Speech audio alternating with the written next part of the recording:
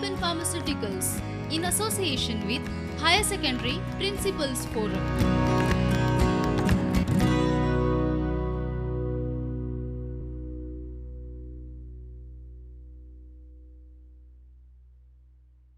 A pleasant day to one and all.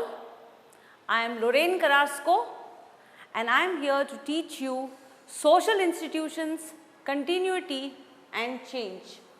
Social institutions is not a new concept for you.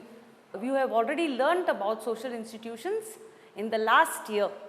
The social institutions covered under chapter 3 of understanding social institutions are family, marriage, work or economy, politics and religion. In this topic, we will cover two other social institutions. They are caste and tribes. We will also be delving a little into family and kinship. Now, let's go to the first social institution, and that is caste. Caste is an institution which is unique to the Indian subcontinent.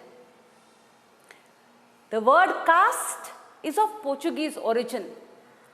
It comes from the word casta, which means pure breed. Now, the Indian equivalent for this word is varna and jati. As you see here, varna literally means color. It is the name given to a four-fold division of Indian society, namely Brahmanas, Kshatriyas, Vaishyas and Shudras. It is a broad all India classification. On the other hand, the other term which is associated with caste is jati. Jati literally means species of a kind. Now, this could range from inanimate objects to plants, animals and even humanity. It's a local subclassification which varies from region to region. So, there can be thousands of subcastes or jatis in the country. Now, this institution of caste is unique to the Indian subcontinent. We find it across the spectrum of our country in terms of religions, etc. Now, some more concepts which are relevant to the caste system are purity and pollution, which are central to the caste system. The first concept is purity. Anything or anyone who is closely associated with the sacred is considered as pure. The higher caste are considered as ritually pure. On the other hand, anything which is opposed to the sacred, far away from the sacred, is considered as impure or polluted. Those castes having low status are considered to be impure. Now, let's take a simple example of oil. When oil is used in our temples, it is considered pure.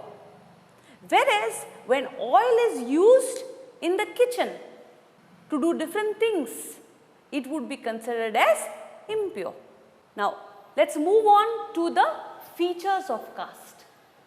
The features of caste were outlined by G.S. Ghurye. The first feature is caste is determined by birth. We are born into our caste, the caste of our parents. We cannot change our caste. We cannot choose to leave our caste. We cannot choose to join another caste. It is an ascribed status which cannot be changed. Going on to the second one. Membership in caste involves strict rules about marriage. We are all aware that our parents would want us to get married within our own caste, and that is why, and that is called endogamy. Getting married within one's own caste is called endogamy.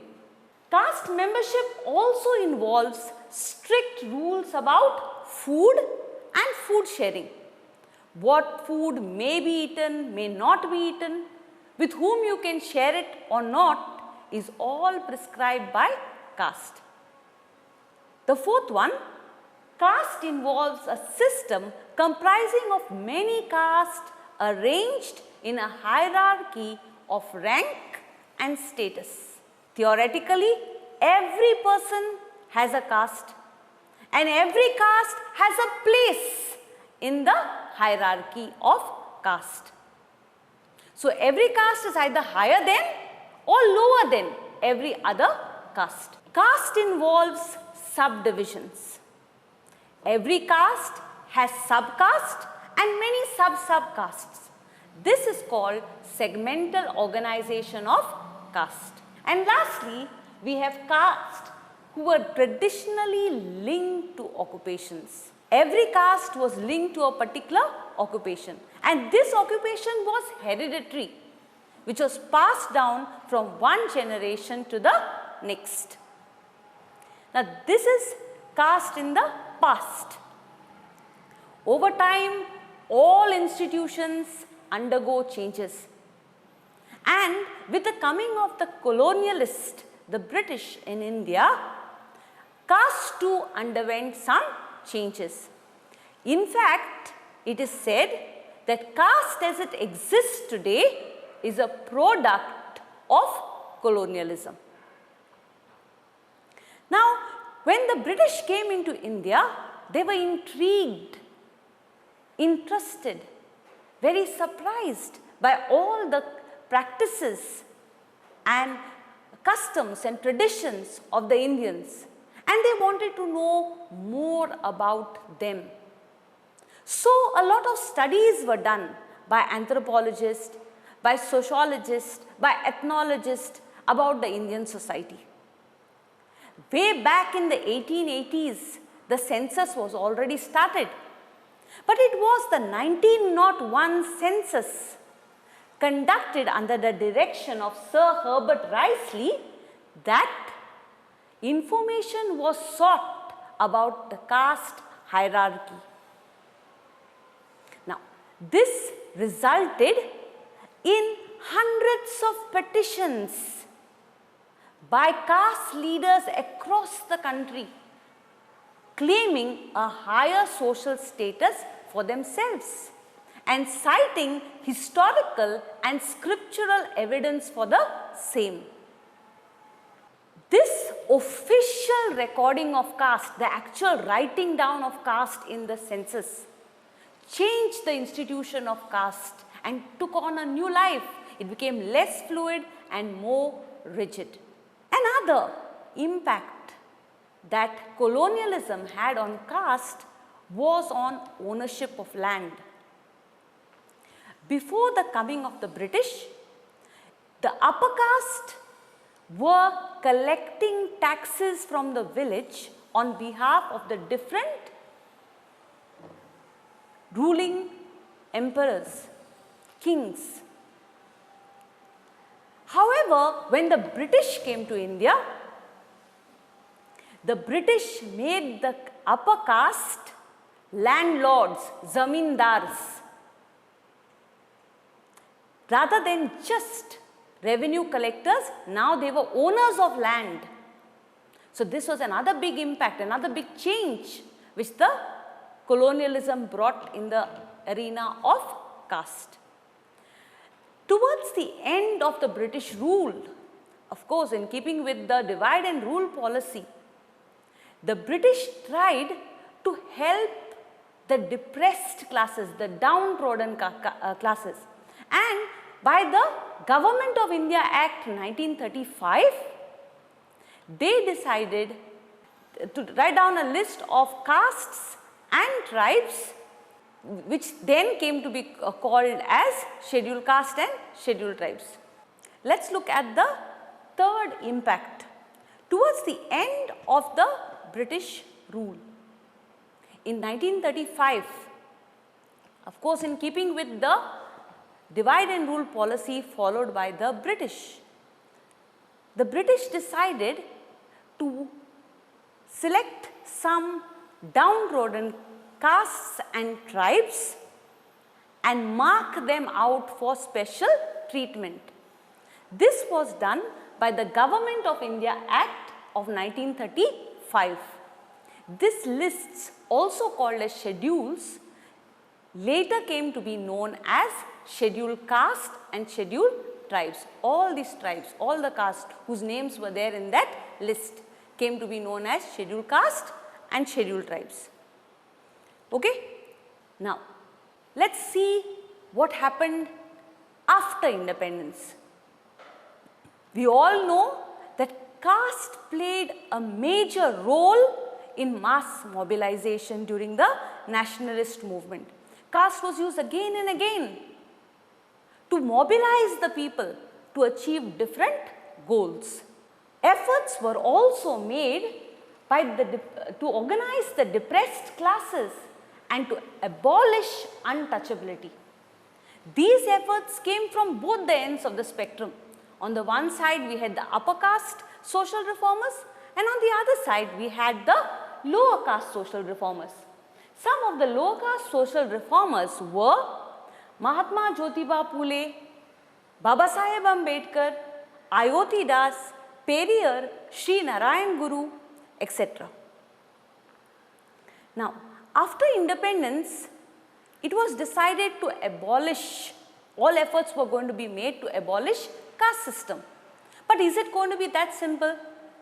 There are some who have enjoyed centuries of privileges, whereas there are others who have only experienced exploitation, subordination, have had no access to education. So how can both these groups be made to run on the same footing? And in keeping this in mind, our national leaders decided to introduce the concept of reservations. Reservations for SC, the scheduled caste, and for the ST, the scheduled tribes, both in educational institutions as well as in government jobs. Now, going on to the next one would think that caste system would not play a very important role in urban areas. But it showed its ugly face even in the industries in the urban areas. In Bombay, in the textile mills and in the jute mills in Calcutta, it was observed that middlemen who had to recruit people to work in those textile mills usually recruited them from their own region and from their own caste. So we often found that an entire flow in the industry was dominated by one particular caste. Let's continue further. Caste boundaries are maintained in the cultural and domestic spheres through endogamy. We have just heard in the features that endogamy means getting married within one's own caste. Today you will say that there are lots of intercaste marriages. Yes, that is true. But which type of intercaste marriages are accepted? You will find that they are accepted only if they are within the same socio-economic status. If an upper caste boy gets married to a lower caste girl, till now it is not accepted to that extent. In fact, it leads to honor killing.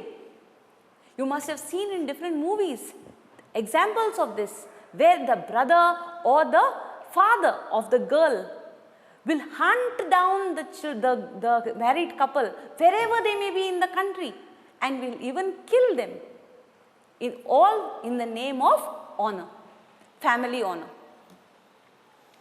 Let's go on to see what impact caste has on politics. Democratic politics is deeply conditioned by caste. we will see that people stand and people vote till now on the basis of the caste of the candidate. So, caste-based politics plays a decisive role, a very important role in either winning or losing elections. However, you will also realize that today political parties have become smart. Everyone keeps their candidate from the same caste. So, it has become difficult now to predict who is going to win elections, and this entire system is become a little complex. Going forward, the upper caste seem to say that caste is invisible for them, whereas for the lower caste, caste has become very important. Why? We know that there are lots of reservations for scheduled caste and scheduled tribes for OBCs. The upper caste feel that they are not getting a fair deal. Whenever they go for any educational institution or for a job, all the jobs seem to be reserved. So they feel their caste is not doing anything for them. But they don't realize that they are in the position they are today only because of their caste. Because their parents were educated or had access to education, had access to good jobs, and therefore they can go to good schools, go to good coaching classes, all because they belong to the upper caste. Whereas for the lower caste, what happens is that their caste identity is the only crutch they have. If they do not get these reservations, they do not get a chance to have a better life, to get into educational institutions which would not otherwise give them because of their lower marks or because they do not have influence. So we see that caste seems invisible for the upper caste, and for the lower caste it seems to eclipse all other dimensions of their personality.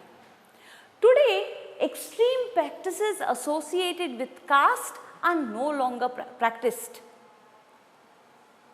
You are not punished when you do certain things as you were before. But caste as a system still exists today. Now there are different processes which are at play, and our sociologists have tried to come up with new concepts to understand these social processes. Two such processes related to caste are Sanskritization and dominant caste. Both these words, Sanskritization and dominant caste, were coined or framed by M.N. Srinivas. Let's look at Sanskritization. Sanskritization is the process whereby the members of the lower caste attempt to raise their own social status by adopting the ritual, domestic and social practices of a higher caste. These higher caste could be Kshatriyas, could be Vaishyas, could be the Brahmanas.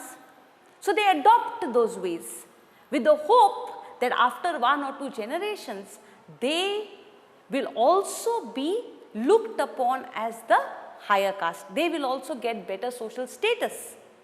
Now, some of the practices that they have adopted, they have emulated or copied or imitated are adopting vegetarianism. Today we are in Shravan month.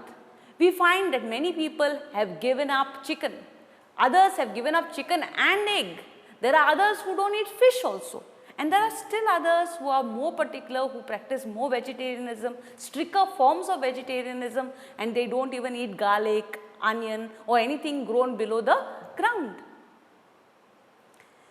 Next is wearing the sacred thread and saying specific prayers.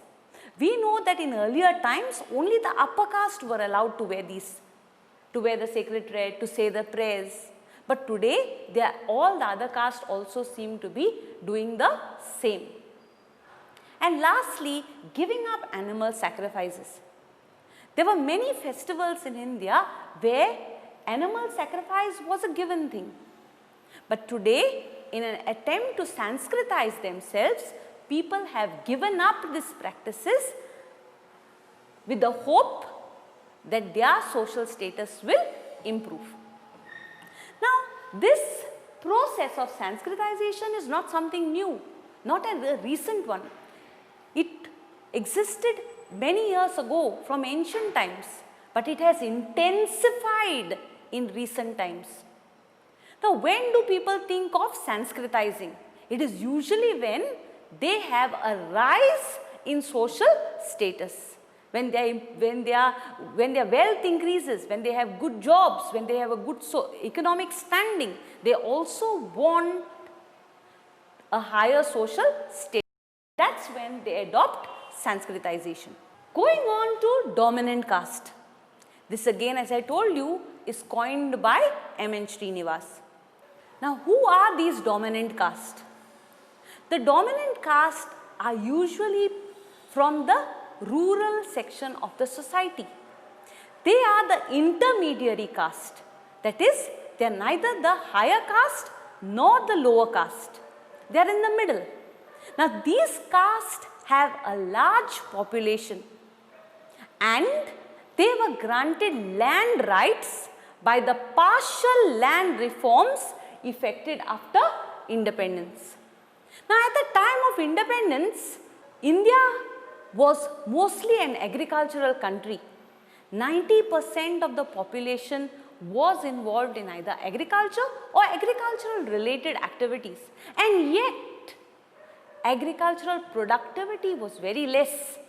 So, in an attempt to boost agricultural production, the government decided that it's going to enact certain laws, and one of those laws was Zamindari Abolition Act, by which the zamindars who had become the upper caste, who had become the zamindars, the landowners, they who were not living in the cities, they were not living in the villages, they were living in the cities. So, they were absentee landlords.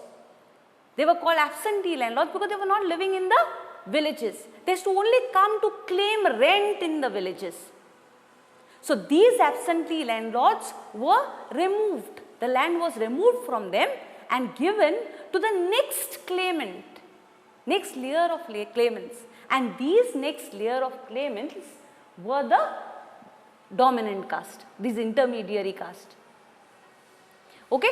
So, these people had large numbers and now they became economically powerful because they became the owners of the land which earlier belonged to the zamindar, who they were only supervising, they were only collecting the land, the taxes or the revenue or the rent on behalf of these zamindars. Now they have become landowners, and because they have become landowners, they have become economically powerful. Now, given large numbers, given economic power or wealth, the next step is trying to get political power. We know that if we have a lot of people voting for us, we can easily get political power. So, in an era of electoral democracy based on universal adult franchise, these dominant caste stood for elections, won elections, and went on to become the dominant caste. They played a very important role in regional politics as well as in the agrarian economy. Some of the examples of dominant caste are the Yadavs of Bihar and Uttar Pradesh, the Vokaligas of Karnataka, the Reddis and Kamas of Andhra Pradesh, the Marathas of Maharashtra, the Jats of Punjab, Haryana and Uttar Pradesh, and the Patidars of Gujarat. I hope that you have understood this first subtopic or the first social institution, that is caste. Now, let us go on to the second social institution, and that is tribes. Tribes are the oldest inhabitants of our country. They comprise of 8.2% of the Indian population. Mostly tribes are defined by what they are not. They are neither peasants, nor are they Hindus, nor do they have a written sacred text when it comes to their religion. So, who are tribes? In fact, the word tribes was introduced by the British for administrative purposes, for administrative convenience, to refer to the tribal population. Let's understand who tribes are based on the traits which are seen among tribes. The first permanent trait is region. Although tribes are found all over India, we will find that 85% of them are found in Middle India. That is in Rajasthan, Maharashtra, Chhattisgarh, in Jharkhand, and in many other places, Madhya Pradesh, etc. 11% of the remaining 15 are found in the northeast, in Mizoram, Nagaland, Meghalaya, etc. And 3% are found in the rest of the country. Even in a small state like Goa, we have so many tribes. We have the Kunbis, we have the Gaudas, we have the Velips, we have the Dangars, we have the Vanarmares. So many tribes in such a small place. Let's look at the languages. What are the languages or language groups that these tribes speak? We have the Indo-Aryan and the Dravidian, the Austric and the Tibeto-Burman. These are all the language groups that they speak. Some of them they share with the rest of the population, others are languages which are indigenous to the tribal groups. Coming to the next one, the racial and physical characteristics. The physical character, what do they look like? Well, these are divided into 5 categories: Negrito, Australoid, Mongoloid, Dravidian and Aryan. So in these categories, the physical characteristics differ. Some of them are the same as what the rest of the Indian population have, and some are unique to these tribes. Now, going by the size, there are some tribes which are large and huge, whose numbers run in millions. For example, the Gonds, the Shantals, the Bhils, the Bodos, the Meenas, the Mundas. And there are other tribes which are so small, and these are the Andamanese Islanders, whose numbers are even less than 100. Now, going on to the next one, the ecological habitats. Where do we find these tribes? Well, we may find them in the hills, in the forests. We may also find them in rural plains or in urban industrial areas. Proceeding on to the acquired traits. Coming to the first one, livelihood. What do these tribals do for a living?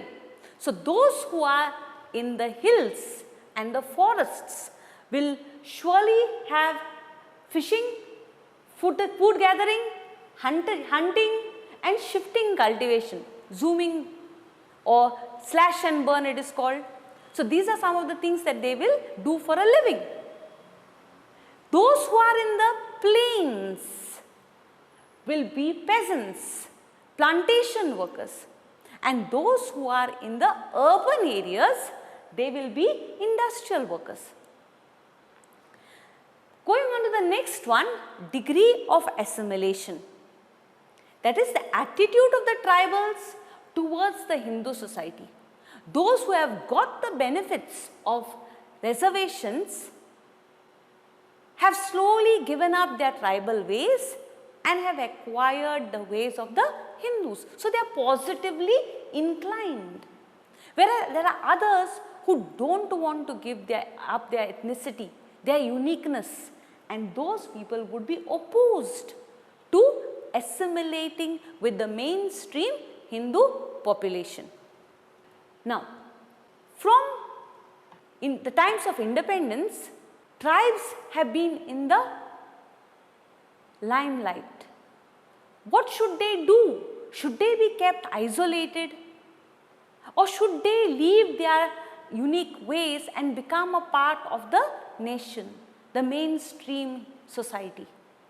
This debate rocked the Constituent Assembly in 1940s. Those who wanted isolation said, tribals need protection. From whom? From traders, from moneylenders, from missionaries, who were all intent to reducing tribals into detribalized landless labor. On the other hand, those who wanted integration, they wanted them to be a part of the nation, said tribals were merely backward Hindus and their problems should be addressed in the same way as that of other backward castes or classes like SCs and OBCs. Now, for a long time discussions went on, and finally a compromise was reached, and this compromise was to enable controlled integration through tribal welfare schemes. Some of the examples given are 5-year plans, tribal sub-plans, tribal welfare blocks, etc. National development is very important. But at what cost? We know that for development, we need industrialization. And after independence, the government embarked on the process of industrialization. Now, for industries to run, they needed minerals. They needed to set up hydroelectric plants. And the mineral-rich places were the forests. And who lived in the forests? The tribals. The tribals, although they were inhabitants of the forest, were thrown out of their own land. They were dispossessed of their land because their land was marked out for extraction of minerals and to set up hydroelectric power plants. So, this shattered the tribal societies, all in the name of development. Their lands were taken away, their livelihood was destroyed, they had to move out in different place to a different place, all because of their land was taken for national development. Now, can anyone throw you out of your land or your house? No. Why? Because you have the concept of private property. You have your papers for your house, for your land. So, no one can throw you out of it. Then why are tribals thrown out of their own land? Tribals fall at a disadvantage because they have collective ownership of resources. They do not have the concept of private property, and any property which does not have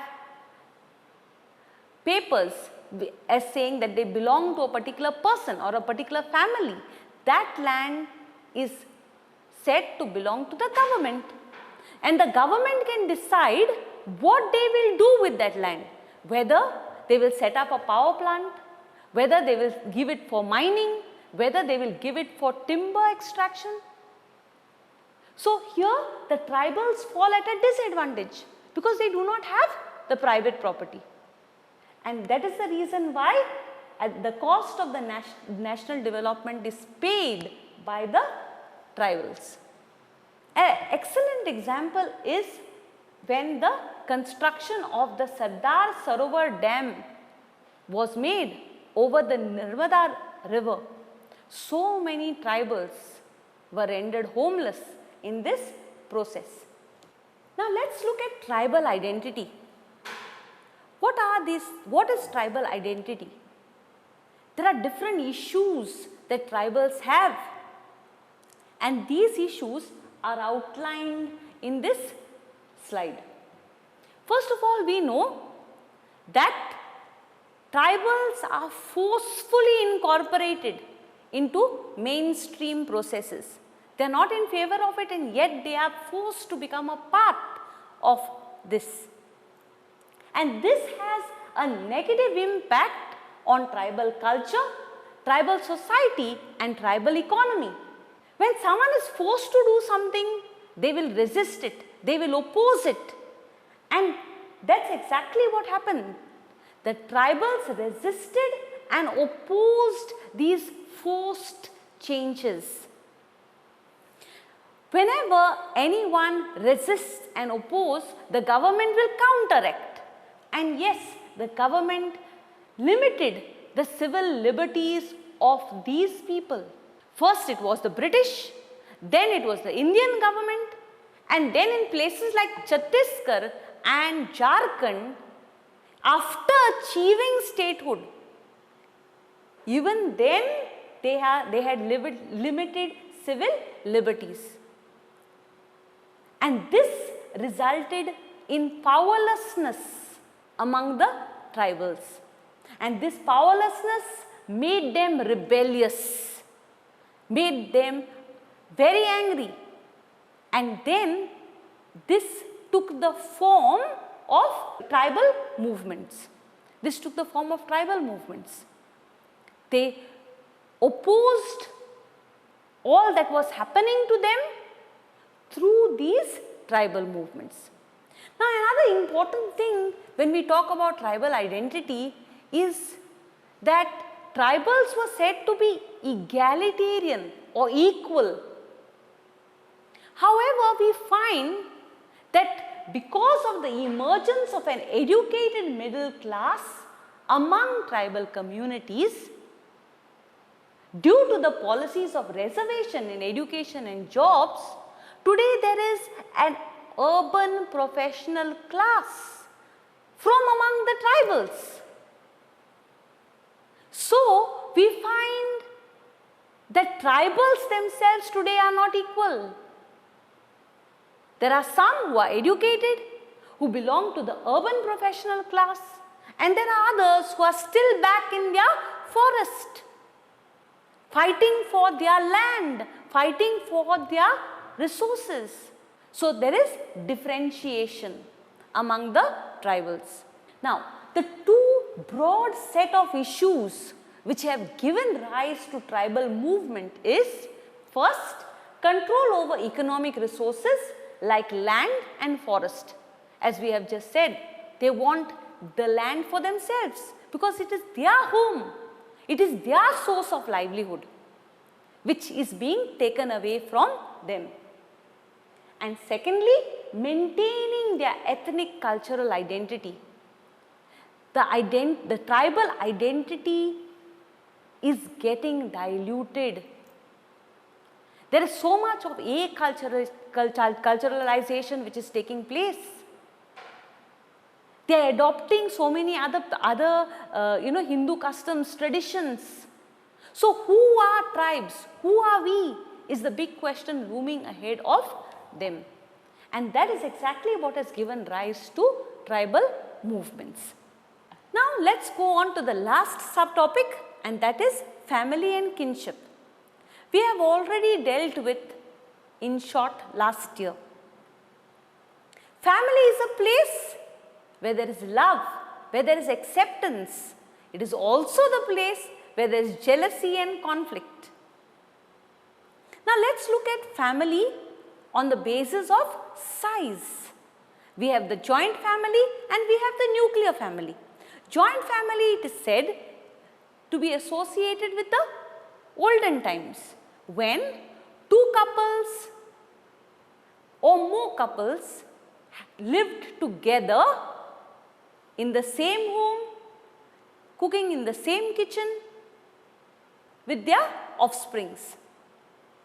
So, two couples and their children, or maybe two brothers, their wives and their children used to live together, eat from the same kitchen. Also, as opposed to that, let's look at nuclear family.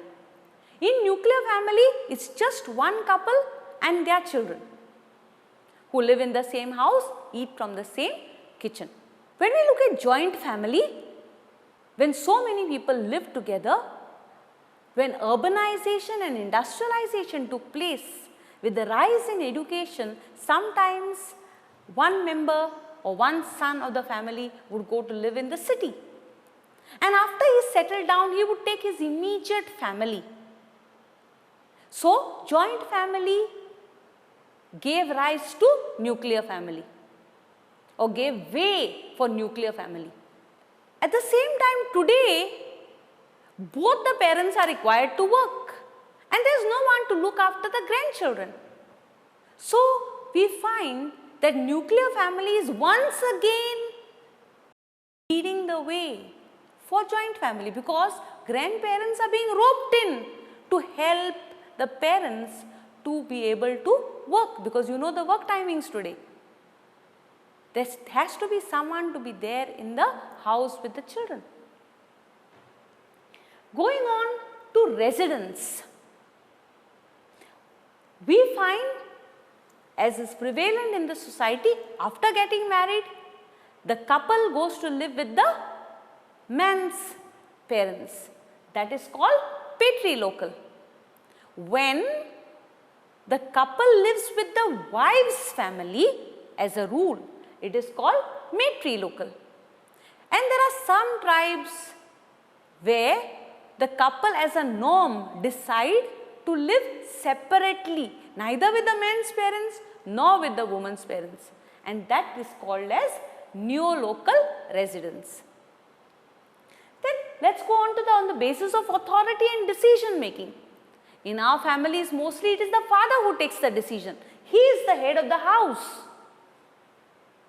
And therefore, those type of families are called patriarchal, where the father is the patriarch. He takes the decisions. Whereas in some societies, we have matriarchal or matriarchy, where the mother is a matriarch and she is supposed to take all the decisions.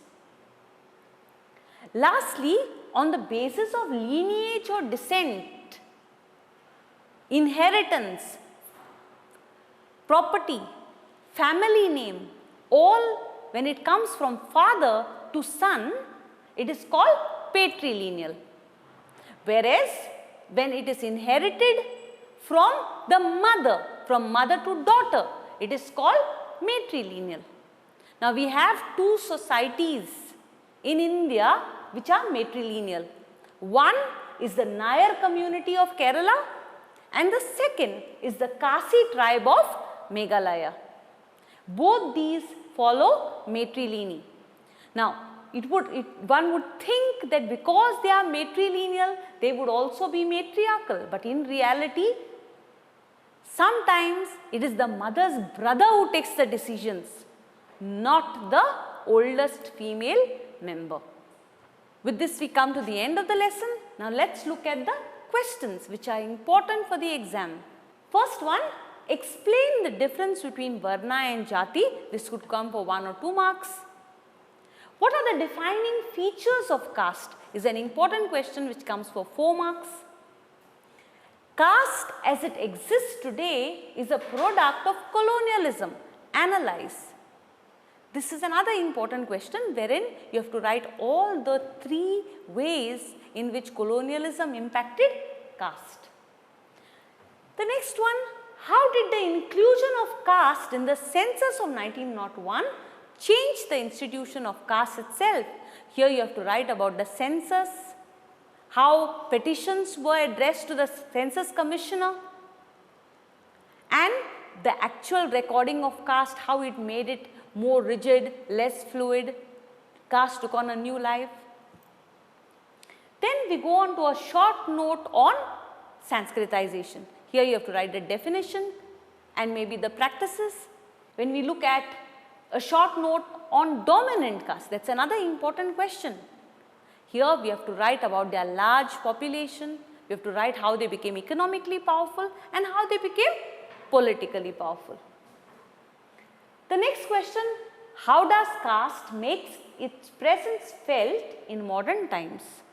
Here we can talk about the social reformers and their efforts to abolish untouchability, to organize the depressed classes. We can write about the reservations. We can write about in industries how recruitment is based on caste. We can write about politics and so much more. On tribes, the questions which can come are, how are tribes classified, permanent and acquired traits? Then elucidate the famous isolation versus integration debate. Here we can talk about the isolationists and the integrationists and their arguments and the compromise which was achieved. Then we have tribals have paid a disproportionate price for the development of the rest of the country. We can talk about the dispossession of the tribals of their land, how their communities are shattered, how they are rendered homeless because of that community ownership of land and lack of private property, how their land is taken away for extraction of minerals and for the setting up of hydroelectric plants. So we can write all that, and that's an important question. Then write a note on Adivasi struggles. You can talk about their loss of land again. You can talk about their identity crisis which they are experiencing, the cause for social movements. Going on to write a short note on the diverse family forms. Here you can talk about on the basis of size, you can talk about the basis of residence, on the basis of authority and on the basis of lineage. Thank you very much. Prudent Scholars, powered by Lupin Pharmaceuticals.